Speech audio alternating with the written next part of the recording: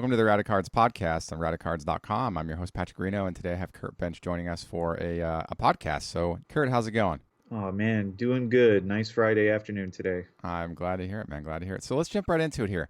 First thing on our agenda is what's a better use of $500,000?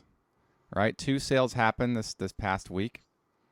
A Jason Dominguez 2020 Bowman Chrome Superfractor sold for $474,000. And then a 2017 Prism Patrick Mahomes Gold Vinyl numbered to 5 sold for $570,000. Now that Patrick Mahomes card is interesting because it's not a one of one, it's not signed, it's just a gold vinyl. So, and it still brought in that huge price point, huge dollar figures.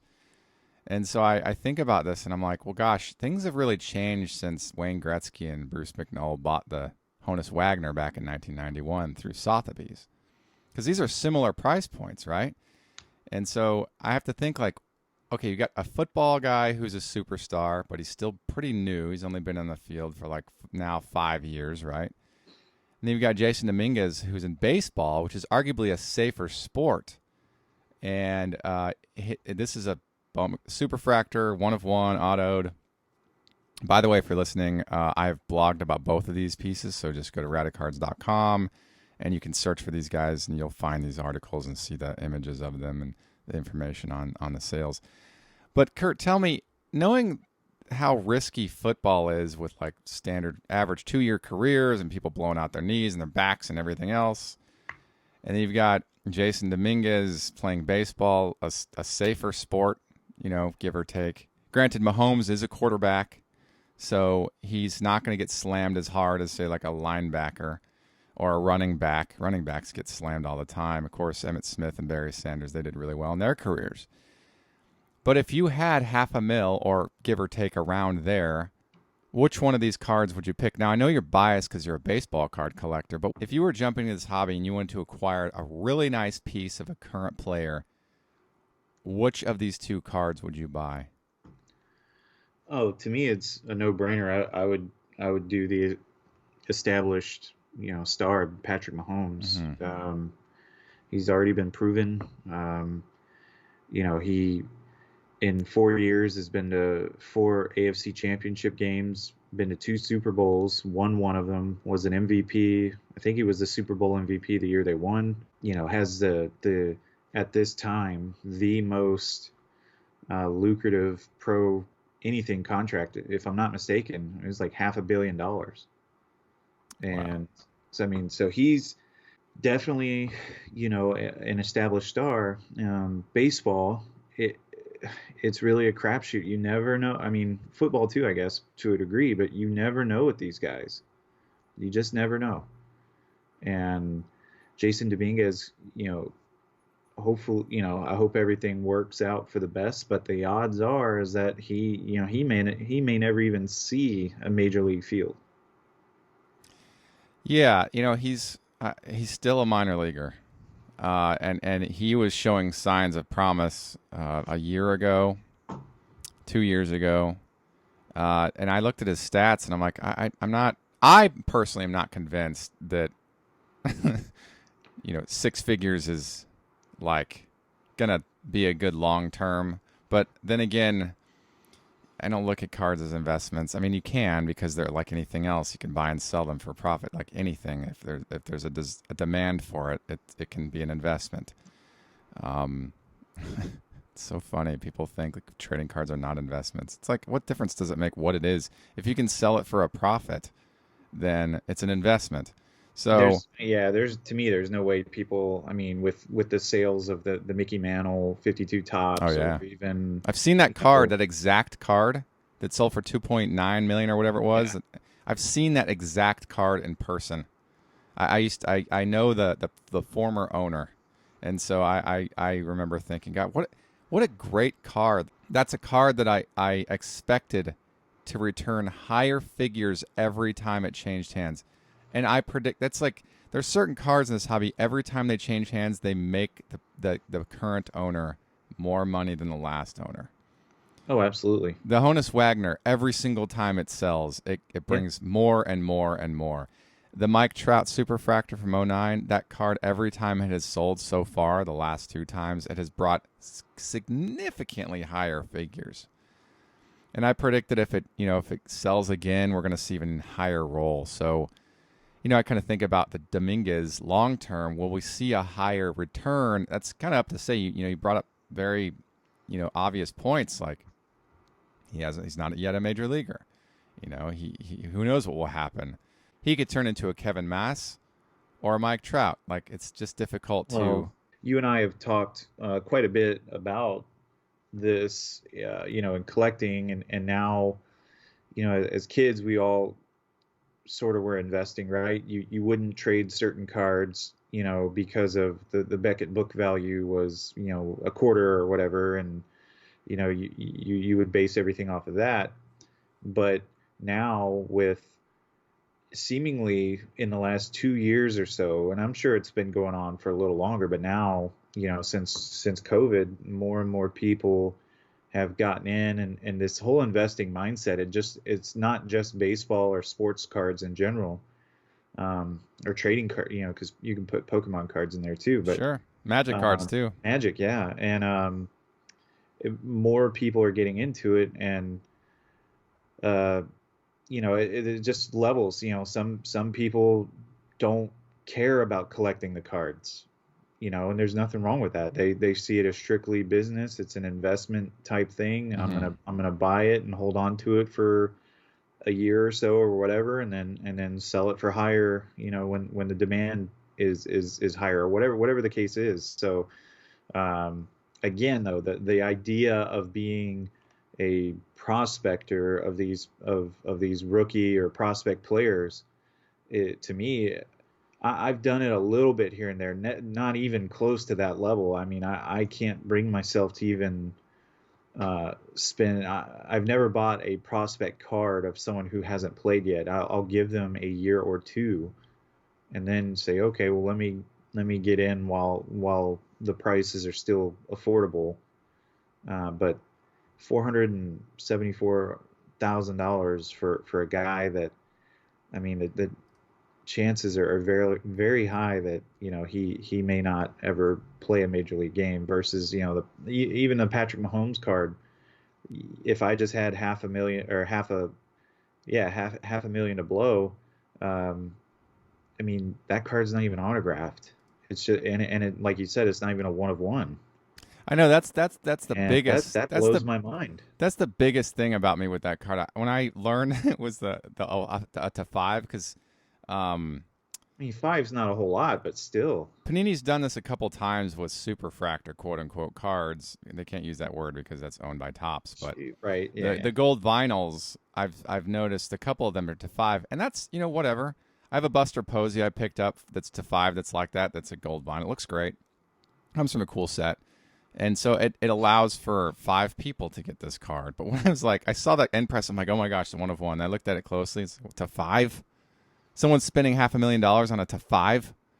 It's like, it's crazy. That's and insane. So I know that Tom Brady stuff sells really well, and so he'll bring in huge dollar figures for he has Michael Jordan prices in football, and so I look at that and I'm just kind of blown away by it. But yeah, I think that right now, as it stands, the Mahomes, in my opinion, is the better buy because of the points that you mentioned. I just want to talk about this because Dominguez is one of those hopeful prospects, and I do hope he does well. I always hope that ball players do well because we need the excitement. It's hard to match the '90s crop of guys that and the '80s crop of guys. That 20-year block was just stuffed to the brim with super crazy Hall of Fame talent. But I just want to talk about that because those 2 cards were huge sales, and they're similar price points, and I just want to compare them. So, good stuff. Thanks for chiming in on that. Moving on to the next thing here. Let's talk about the current state of the grading card company market.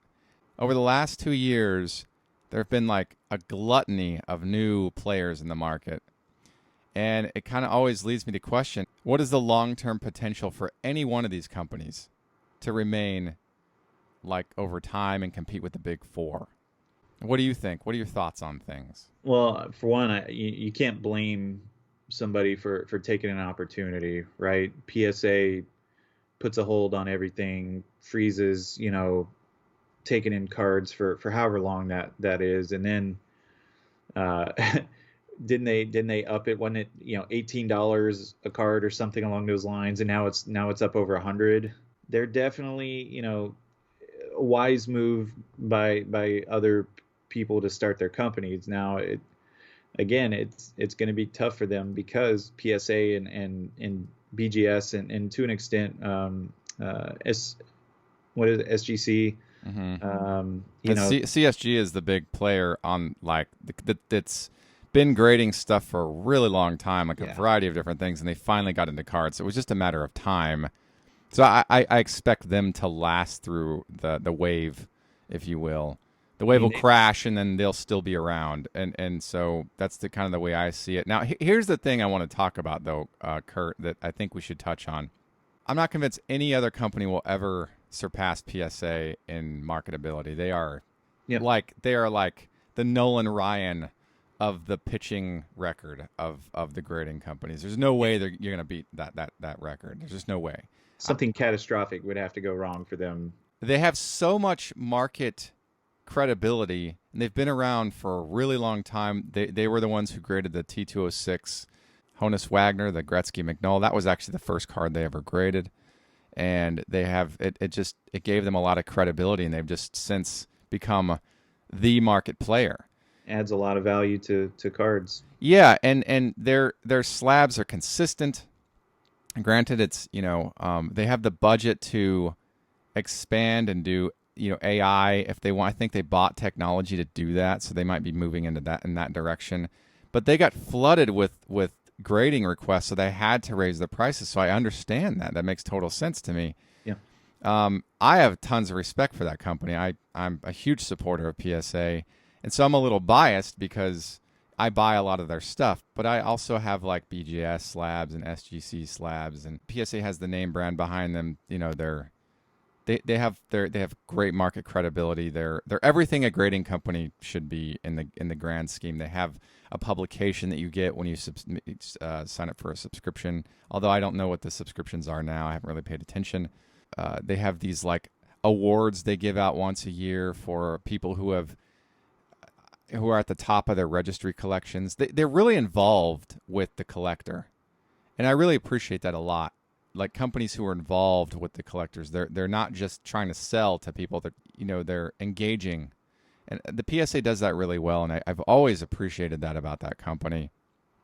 So I want to say, if you try to jump in and compete with something like that, what I always ask the question when people start a new project: what makes you qualified to do what you do?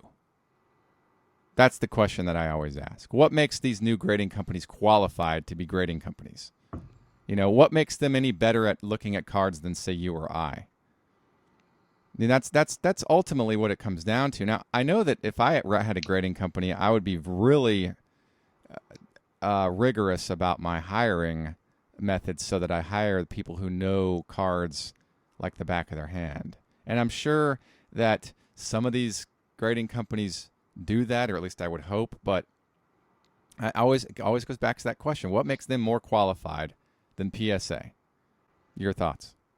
You're spot on, and I mean they have to establish consistency in grading, because there's certain times where you see a card and you look at it and you just go like, man, how did that get a 3?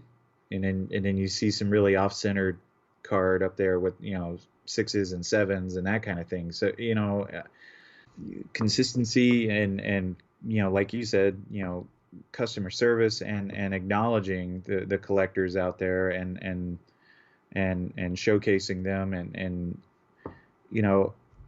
it's going to be a tough climb, because PSA and BGS and SGC have been around for a very long time. They have roots, and they've sort of been the standard for cards, each of them with their own things. And for a newer company to come in and try to take some of the attention and some of the business away from them, it might work for a little bit while PSA is backed up and their prices are pretty crazy. But when everything kind of calms back down, that's going to be it's going to be tough for them. The way I see it like this is that, and you mentioned it earlier, grading companies came in when PSA raised their prices. Okay, fine. So, but that raise, there's a good chance it'll be temporary, and they'll lower them when they get caught up with slabbing. And then what are these other grading companies going to compete against? You know, like that, like, Yeah, so this and is then a very important time for them to establish, you know, again, the consistency and reputation. And you see some of these cards that are getting graded from these newer companies fetching fairly comparable prices. Still not anywhere, a 10. And excuse me, I'm not familiar with some of the newer ones. But a PSA 10 will command, or BGS, 10, let alone a pristine, will command top dollar. Whereas one of these newer companies, it may not do that. But if they're able to stick it out and offer, I don't know, maybe offer better, bulk deals, or certainly there's some way where they can at least keep their foot in the door and stay relevant, because the PSA will eventually catch up and bring their prices back down to earth. sure. I And mean, that's like, I mean, it's expected that once you get caught up, you're able to like loosen up the bottleneck a little bit and start bringing on new orders in a more reasonable price point. And I look at it too this way. I always look at grading cards like this, okay. So as a purist, a collector, I look at acquisition. I look at what fits in my collection. What do I want to see in my collection? What do I want to see on my museum or my blog or whatever? That. So I go kind of that angle. But then when I look at graded cards and as investment, I always look at the long game. What's going to return in the long term? Are people going to go after like these slabbed cards of these garage band type grading companies, or are they going to do like they're going to know that the big companies, the heads of state, are always going to bring back your money or more because they have great and stable market investment history? Does that make sense? So like if I have a superfractor and it's slabbed by J and Joe's grading company and it's a 9 or a 10, and they might not be qualified to grade in a very reputable manner. So that 9 and a 10 in PSA might be a 6, but the 6 will bring better results because it's a better known company, it's a better known product, and people are chasing the 6, or they're chasing a PSA slabbed version of that card. Does that make sense? So I look at this too as like if you're a registry collector on PSA and you're after building the 59 Topps baseball set in all like say 8s and 9s, which is like amazing. And you got guys in another grading company grading 59 Topps. Which one of those is going to be better sellable? Like the 9 in the random grading company 9 or the PSA 9? I mean, it's kind of like obvious. It doesn't even need to be a talking point, right?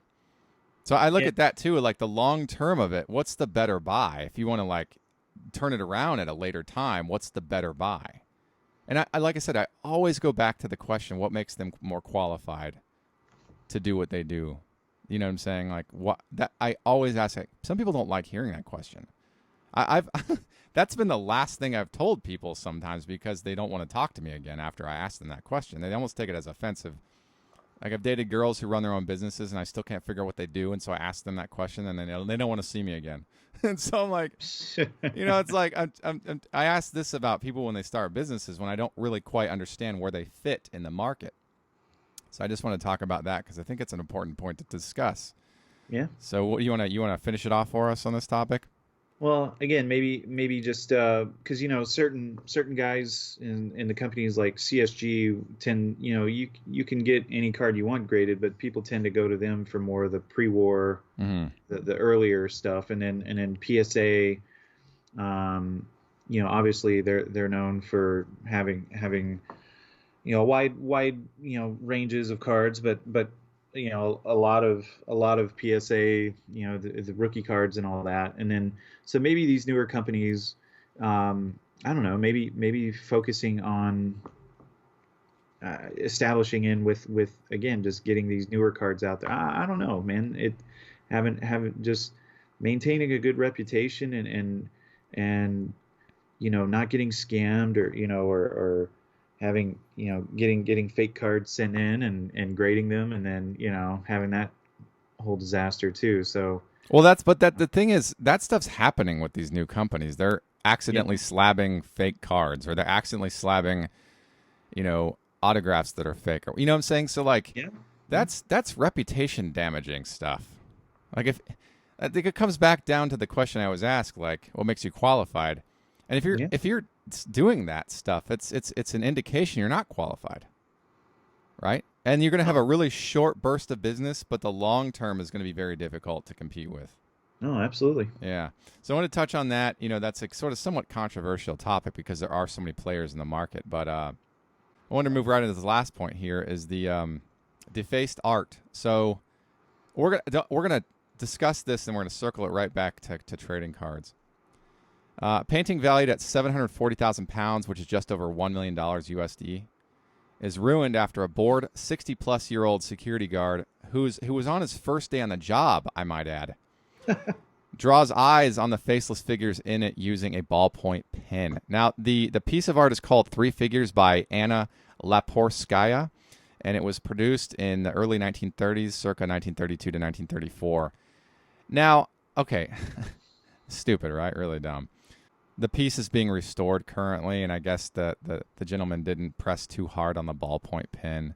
So, uh, I mean, ridiculous, right? But this kind of reminds me. Remember, we were kids, and like we joke about like writing like our names on our cards to make sure everybody knew whose cards belonged to who, like what cards belong to who, or like writing, crossing out a team name and putting in a new team name when someone gets traded. Yeah, yeah, I've seen a lot of this stuff, or like defacing the front of the card by like drawing a mustache on the player or something.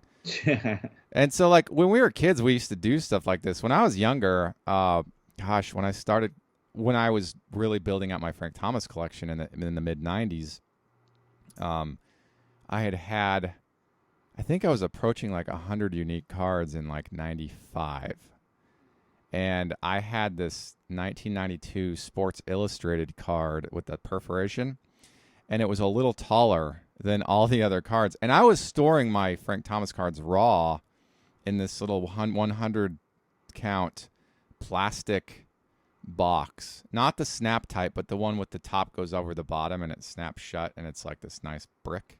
yeah, yeah. And it didn't fit in there. So what I do, I cut it down so it did fit in there. I mean, thankfully it wasn't a rare card. I eventually got another copy later on, but I look back on like the young thinking of defacing your cards for ownership purposes or for fun or to ensure they fit into something.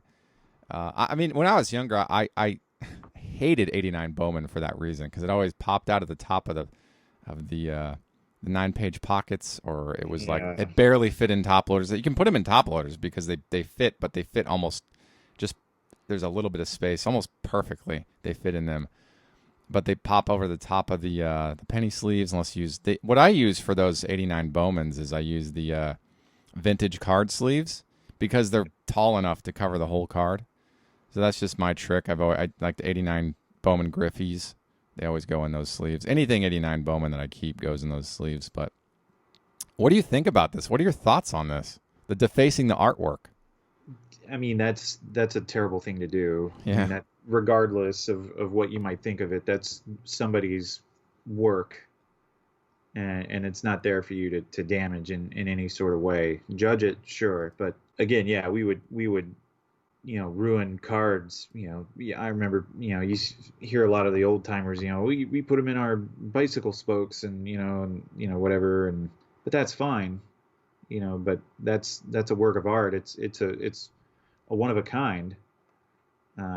But the fact that didn't you say it was being auctioned for how much? No, it was on display at a Was gallery.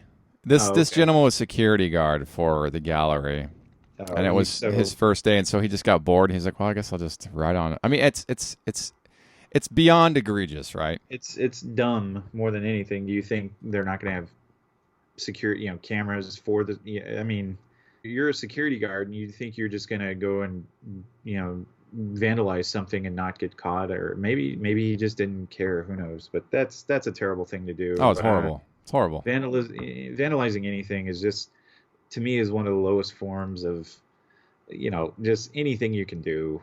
Spray painting, or it's so dumb. Yeah, it's pretty bad.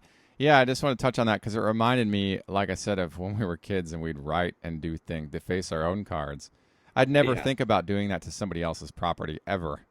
And I wouldn't, and I don't appreciate it when anybody does it to anything that doesn't belong to them.